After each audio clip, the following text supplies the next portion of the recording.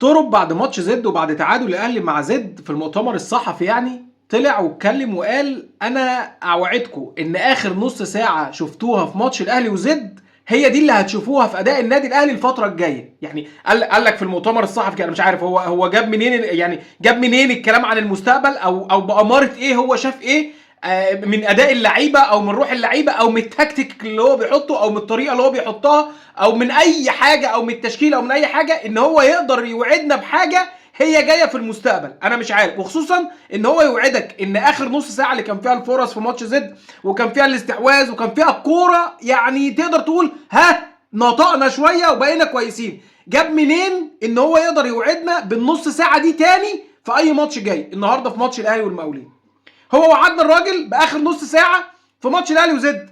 اللي انا بشوفه في ماتش الاهلي والمقاولين في الشوط الاول هو نفس السيناريو وسيناريو مقرر من الشوط الاول في ماتش الاهلي وزد. شوط اول انت واخد استحواذ سلبي، كل الباصات بالعرض، هادي رياض لياسر ابراهيم احمد عيد يروح مرجع بالعمري يلعب لمروان عطيه، ماشيين بنلعب الكره بالعرض. عارف انت الاهلي تقريبا مفيش حاجه، يعني اول باص تقريبا شفته بيتلعب بالطول او باص بيقطع خطوط بالطول كان في الدقيقه 25 تقريبا، كان في الدقيقه 25 باص كده اتلعب بالصدفه من لاعب واقف ورا للاعب واقف قدام بين خطين، يعني قطع بيه، يعني باص يقطع خطين. كل الباصات اللي النادي الاهلي بيلعبها 99 و9 من، عارف انت الصابونه اللي هي بيقول لك بتقتل 99 و9 من الجراثيم، احنا 99 و9 من الباصات بتاعت النادي الاهلي بتتلعب بعرض الملعب.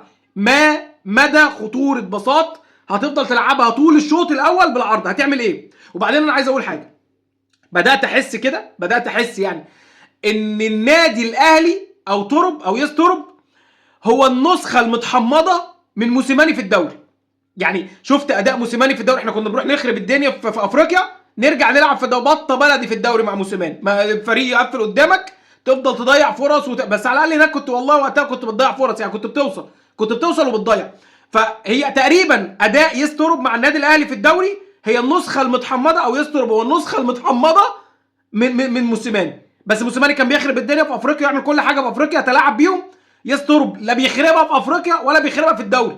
هي النص والله بدات اشعر بدا يعني بداخلي هاجس ان يسترب هي النسخه المتحمضه من موسيماني.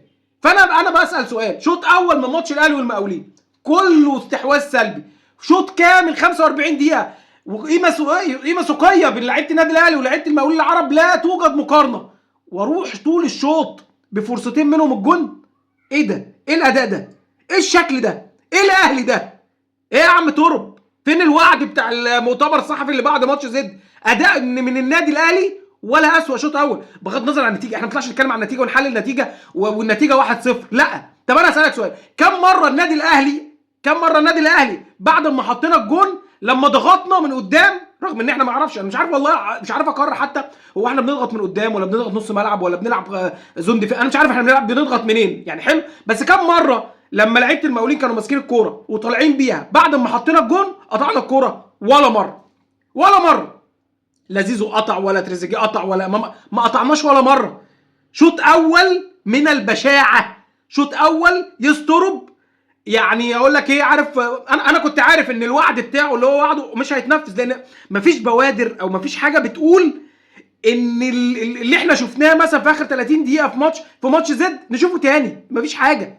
ده كانت ساعتها جرينتة لعيبه وروح لعيبه في وقتها خلاص، والجماهير بدات تزوم عليهم، فكان وقتها. لكن شوط اول سلبي. اشوفكم بعد الماتش وتحليل كامل للماتش. السلام عليكم.